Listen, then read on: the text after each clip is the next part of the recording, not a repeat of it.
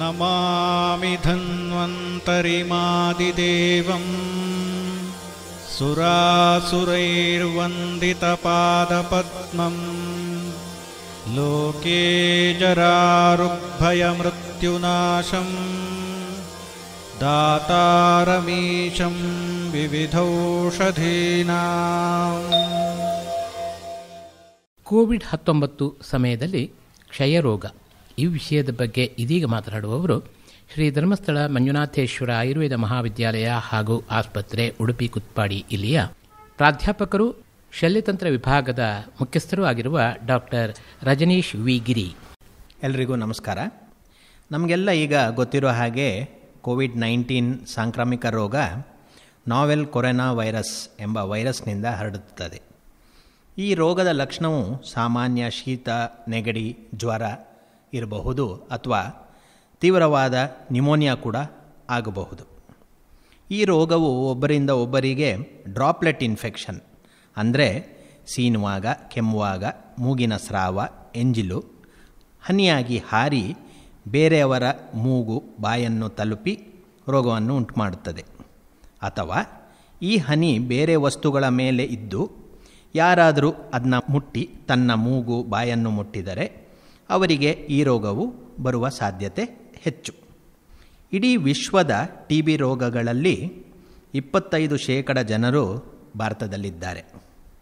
ಅಂದರೆ ಸುಮಾರು 2.6 million TB. ರೋಗಗಳು ಭಾರತೀಯರು. ಈ ರೋಗದಿಂದ ಸುಮಾರು 0.44 ಮಿಲಿಯನ್ ಜನರು ಪ್ರತಿ ವರ್ಷವೂ ಸಾಯುತ್ತಿದ್ದಾರೆ. ಇದರಲ್ಲಿ ಪ್ರಮುಖ ಏನೆಂದರೆ 1/3 ಭಾಗದಷ್ಟು ರೋಗಿಗಳು multi drug resistant TB. Patients. ಅಂದರೆ ಏನು? ಸಾಮಾನ್ಯವಾಗಿ ಟಿ.ಬಿಗೆ ಔಷಧಿ ಪರಿಣಾಮಕಾರಿಯಾಗಿದೆ. ಆದರೆ ಕೆಲವು ರೋಗಿಗಳಲ್ಲಿ ಈ ಟಿ.ಬಿ. ಔಷಧಿಗಳು ಸಾಮಾನ್ಯವಾಗಿ ಚಿಕಿತ್ಸೆ ಮಾಡಿದರೂ ಪರಿಣಾಮಕಾರಿ ಆಗುವುದಿಲ್ಲ. ಅವರಿಗೆ ನಾವು multi drug resistant TB. Patients ಅಂತ ಕರೆಯುತ್ತೇವೆ. ಟಿ.ಬಿ. ಕೂಡ ಒಂದು ಸಾಂಕ್ರಾಮಿಕ ರೋಗ. ಇದು ಸುಲಭವಾಗಿ ಮನುಷ್ಯನಿಂದ ಮನುಷ್ಯನಿಗೆ ಹರಡುವುದು. ಸಾಮಾನ್ಯವಾಗಿ ಟಿ.ಬಿ. ಕಾಯಿಲೆಯಲ್ಲಿ ಶ್ವಾಸಕೋಶಗಳನ್ನು ಒಳಗೊಳ್ಳುತ್ತದೆ. ಆದರೆ ಇದು ಬ್ರೈನ್, ವರ್ಟಿಬ್ರಲ್ ಕಾಲಮ್, ಬೋನ್ಸ್ ಮುಂತಾದ ಅವಯವಗಳನ್ನು ಕೂಡ ಒಳಗೊಳ್ಳುವ ಸಾಧ್ಯತೆ ಇದೆ. ಟಿ.ಬಿ. ರೋಗವು 2 ವಿಧ. ಒಂದು ಲೇಟೆಂಟ್ ಟಿ.ಬಿ. ಮತ್ತು ಆ್ಯಕ್ಟಿವ್ ಟಿ.ಬಿ. Latent TB. ಅಂದರೆ ರೋಗಾಣುಗಳು ರೋಗಿಯ ಶರೀರದಲ್ಲಿ ಇದ್ದರೂ ರೋಗಿಯ ವ್ಯಾಧಿಕ್ಷಮತ್ವ ಸಶಕ್ತವಾಗಿರುವ ಕಾರಣ ಯಾವುದೇ ರೋಗ ಲಕ್ಷಣಗಳು ಕಾಣುವುದಿಲ್ಲ ಮತ್ತು ಅವನಿಂದ ಬೇರೆಯವರಿಗೆ ರೋಗ ಹರಡುವ ಸಾಧ್ಯತೆ ಕೂಡ ಇರುವುದಿಲ್ಲ. ಆದರೆ ವ್ಯಾಧಿಕ್ಷಮತ್ವವನ್ನು ಕಡಿಮೆ ಮಾಡುವ ಯಾವುದೇ ರೋಗ, ಡಯಾಬಿಟಿಸ್ ಇರಬಹುದು ಅಥವಾ ಏಡ್ಸ್, HIV ಮುಂತಾದ ರೋಗ ಅವನಿಗೆ ಬಂದರೆ ವ್ಯಾಧಿಕ್ಷಮತ್ವವು ಕಡಿಮೆ ಆದ ಕಾರಣ ಅವನಿಗೆ ರೋಗ ಲಕ್ಷಣ ಕಾಣುವ ಸಾಧ್ಯತೆ ಇರುತ್ತದೆ. Active TB. ಅಂದರೆ ಮನುಷ್ಯನಲ್ಲಿ ವ್ಯಾಧಿಕ್ಷಮತ್ವ ಕಡಿಮೆ ಇದ್ದು ಅಥವಾ ಕಡಿಮೆ ಆದಾಗ ರೋಗಾಣುಗಳು ಹೆಚ್ಚಾಗಿ ಸಂಪೂರ್ಣ ರೋಗ ಲಕ್ಷಣಗಳು ಕಾಣಿಸಿಕೊಂಡರೆ ಆ್ಯಕ್ಟಿವ್ ಟಿ.ಬಿ. ಪೇಷಂಟ್ ಅಂತ ನಾವು ಹೇಳ್ತೀವಿ. ಈ ಕೋವಿಡ್-19 ಮಹಾಮಾರಿಯಿಂದ ಜನರ ಸಾಮಾನ್ಯ ಜೀವನವು ಅಸ್ತವ್ಯಸ್ತಗೊಂಡಿದೆ. ರೋಗಿಗೆ ವೈದ್ಯರ ಹತ್ರ ಅಥವಾ ಆಸ್ಪತ್ರೆಗೆ ಹೋಗುವುದು ಕಷ್ಟ. ಮತ್ತು ಸಂಚಾರ, ಬಸ್ಸಿನ ವ್ಯವಸ್ಥೆ ಇಲ್ಲದೇ ಇರೋ ಕಾರಣ ಆಸ್ಪತ್ರೆ ತಲುಪುವುದು ಬಹಳ ಕಷ್ಟವಾಗಿದೆ. ಈ ಕೋವಿಡ್-19 ಲಾಕ್ಡೌನ್ನಿಂದಾಗಿ ಟಿ.ಬಿ. ಪೇಷಂಟ್ಸ್ಗಂದು ಬಹಳ ಕಷ್ಟ ಆಗಿದೆ. ಲಾಕ್ಡೌನ್ನಿಂದಾಗಿ ಹೊಸ ಟಿ.ಬಿ. ಪೇಷಂಟ್ಸ್ನ ಪತ್ತೆ ಕೂಡ ಆಗುವುದು ಕಡಿಮೆ ಆಗಿದೆ. ಯಾಕೆಂದರೆ ಒಂದು, ಆಸ್ಪತ್ರೆಗಳಲ್ಲಿ OPDಯ ವ್ಯವಸ್ಥೆ ಸರಿಯಾಗಿಲ್ಲ, ಅಥವಾ OPDಯಲ್ಲೂ ಫೀವರ್ ಕ್ಲಿನಿಕ್ ಮಾಡಿ ಈ ಟಿ.ಬಿ. ಪೇಷಂಟ್ಸ್ನು ಆ ಫೀವರ್ ಕ್ಲಿನಿಕಲ್ಲಿ ಕಳಿಸಿ ಟಿ.ಬಿ. ಪತ್ತೆ ಮಾಡುವ ಚಾನ್ಸ್ ಕಡಿಮೆ ಆಗಿರುವ ಕಾರಣ ಹೊಸ ಟಿ.ಬಿ. ಪೇಷಂಟ್ನ ಪತ್ತೆ ಕಡಿಮೆ ಆಗಿದೆ. ಮತ್ತು ಈ ಲಾಕ್ಡೌನ್ನಿಂದಾಗಿ ಮಲ್ಟಿ ಡ್ರಗ್ ರೆಸಿಸ್ಟೆಂಟ್ ಟಿ.ಬಿ. ಪೇಷಂಟ್ಸ್ಗಳ ಪಾಡಂತೂ ಬಹಳ ಶೋಚನೀಯ. ಯಾಕೆಂದರೆ ಅವರಿಗೆ ಔಷಧಿ ಅಲ್ಲದೆ ಕೆಲವು ಚುಚ್ಚುಮದ್ದು, ಇಂಜೆಕ್ಷನ್ ಸ್ಟ್ರೆಪ್ಟೊಮೈಸಿನ್ ಅಥವಾ ಇಂಜೆಕ್ಷನ್ ಅಮಿಕ್ಯಾಸಿನ್ ಬೇಕಾಗುವ ಕಾರಣ ಈ ಆಸ್ಪತ್ರೆಗಳು ಸರಿಯಾಗಿ ವರ್ಕ್ ಮಾಡದೇ ಇರೋ ಕಾರಣ ಅಥವಾ ಸಂಚಾರ ಮಾಡಲು ಟ್ರಾನ್ಸ್ಪೋರ್ಟ್ನ ವ್ಯವಸ್ಥೆ ಇಲ್ಲದೇ ಇರೋ ಕಾರಣ ಪೇಷಂಟ್ ಆಸ್ಪತ್ರೆಗೆ ತಲುಪಲು ಕಷ್ಟವಾಗಿ ಚುಚ್ಚುಮದ್ದು ಮಿಸ್ ಆಗಿ ಈ ಮಲ್ಟಿ ಡ್ರಗ್ ರೆಸಿಸ್ಟೆಂಟ್ TB ಪೇಷಂಟ್ಸ್ನ ಚಿಕಿತ್ಸೆ ಫಲಕಾರಿಯಾಗುತ್ತಿಲ್ಲ. ಕೋವಿಡ್-19 ರೋಗದ ಸೋಂಕು ತಗುಲುವ ಭಯದಿಂದ ವೈದ್ಯರು ಕೂಡ ರೋಗಿಗಳನ್ನು ದೂರದಿಂದ ನೋಡ್ತಾ ಇದ್ದಾರೆ ಅಥವಾ ಕನ್ಸಲ್ಟೇಷನ್ನು ಫೋನ್ ಮೂಲಕ ಮಾಡುವ ಕಾರಣ ಈ ಕ್ಷಯರೋಗಿಗಳಿಗೆ ಸರಿಯಾದ ಸಲಹೆ ಮತ್ತು ತುರ್ತು ಚಿಕಿತ್ಸೆ ಕೂಡ ಸಿಗುತ್ತಾ ಇಲ್ಲ. ಸರಿಯಾದ ಸಮಯದಲ್ಲಿ ಸಲಹೆ ಮತ್ತು ಔಷಧಿ TB ಪೇಷಂಟ್ಸ್ಗಳಿಗೆ ಬಹಳ ಮುಖ್ಯ.